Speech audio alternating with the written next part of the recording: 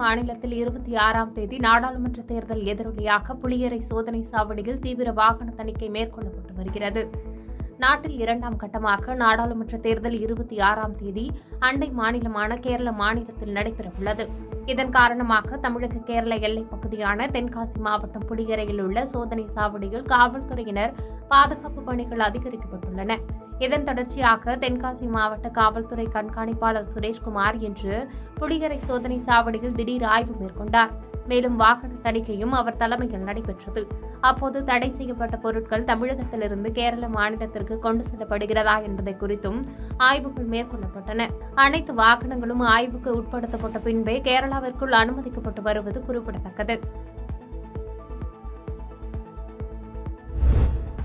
தென்காசி மக்களவைத் தொகுதியில் பணம் பட்டுவாடா இல்லாமல் ஜனநாயக முறையில் தேர்தல் நடந்து முடிந்துள்ளது என அதிமுக வேட்பாளரும் புதிய தமிழகம் கட்சியின் நிறுவன தலைவருமான டாக்டர் கிருஷ்ணசாமி பெருமிதம் கொண்டார்.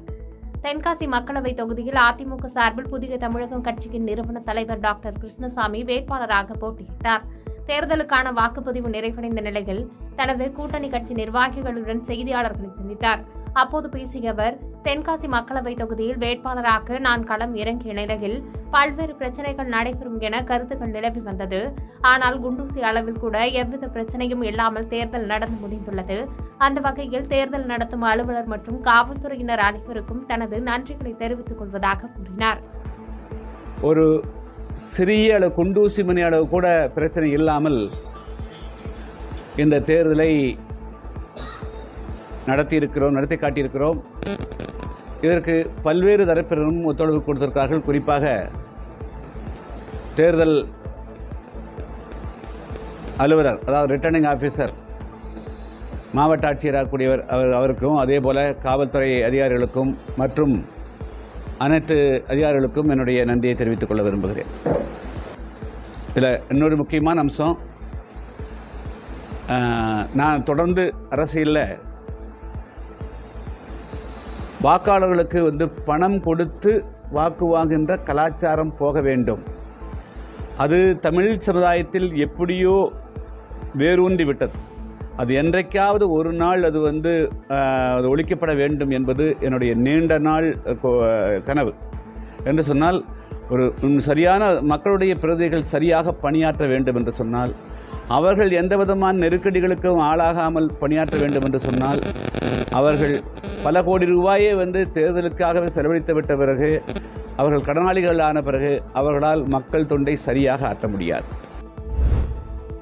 திருக்கழுக்குன்றம் அருகே காயலாங்கடையில் ஏற்பட்ட தீ விபத்தில் 40 லட்சம் ரூபாய் மதிப்புள்ள பொருட்கள் தீயில் கருகி சேதமானது. செங்கல்பட்டு மாவட்டம் திருக்கழுக்குன்றம் அடுத்த கொத்திமங்கலம் பைபாஸ் சாலையில் பழைய இரும்பு சம்பந்தப்பட்ட பொருட்கள் வாங்கும் காயலாங்கடை உள்ளது. நள்ளிரவு இந்த கிடங்கில் திடீரென தீ பற்றியது.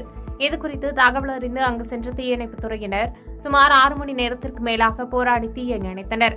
இருப்பினும் கிடங்கில் இருந்த பிளாஸ்டிக் பொருட்கள், மரப்பொருட்கள், அட்டை பெட்டிகள், இரும்பு பொருட்கள் என மொத்தம் 40 லட்சம் ரூபாய் மதிப்புள்ள பொருட்கள் தீயில் கருகி சேதமானது.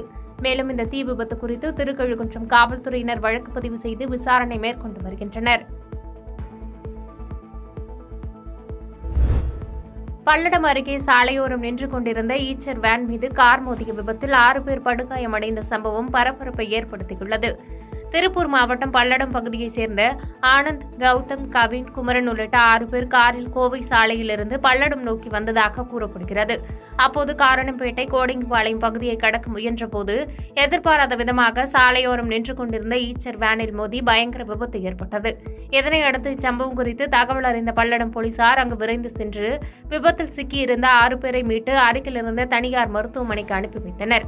மேலும் இதுகுறித்து வழக்கு பதிவு செய்துள்ள பல்லடம் போலீசார் விபத்து தொடர்பாக விசாரணை நடத்தி வருகின்றனர். குடியாத்தத்தில் வீதியில் உறங்கிக் கொண்டிருந்த மூதாட்டி தலை மீது கல்லை போட்டு கொலை செய்த சிசிடிவி காட்சிகள் வெளியாகி பரபரப்பை ஏற்படுத்தியுள்ளது. வேலூர் மாவட்டம் குடியாத்தம் காய்கறி பஜார் வீதியில் உறங்கிக் கொண்டிருந்த சின்ன குழந்தை என்ற 70 வயது மூதாட்டி மீது கல்லை போட்டு மர்ம நபர் ஒருவர் கொலை செய்துள்ளார். அந்த பகுதியில் உறங்கிக் கொண்டிருந்த சுமை தூக்கும் தொழிலாளர்கள் அந்த மர்ம நபரை பிடிக்க முயன்றபோது அங்கிருந்து அவர் தப்பி ஓடியுள்ளார். பின்னர் இதுகுறித்து தகவலின் அடிப்படையில் அங்கு சென்ற குடியாத்தம் காவல்துறையினர் உயிரிழந்த மூதாட்டியின் உடலை கைப்பற்றி பிரேத பரிசோதனைக்காக தனியார் ஆம்புலன்ஸ் மூலம் குடியாத்தம் அரசு மருத்துவமனைக்கு கொண்டு சென்றனர். இதுகுறித்து சம்பவ இடத்திற்கு வந்த குடியாத்தம் டிஎஸ்பி ரவிச்சந்திரன் தலைமையிலான போலீசார் வழக்கு பதிவு செய்து விசாரணை மேற்கொண்டு வருகின்றனர். மேலும் தப்பி ஓடிய அந்த மர்ம நபரை தேடி வருகின்றனர். இந்த நிலையில் கொலை தொடர்பான சிசிடிவி காட்சிகள் வெளியாகி பரபரப்பை ஏற்படுத்தியுள்ளது.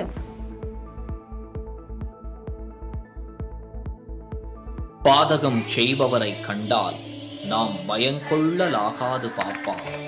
மோதி மிதித்து விடு பாப்பா, அவர் முகத்தில் உமிழ்ந்து விடு பாப்பா.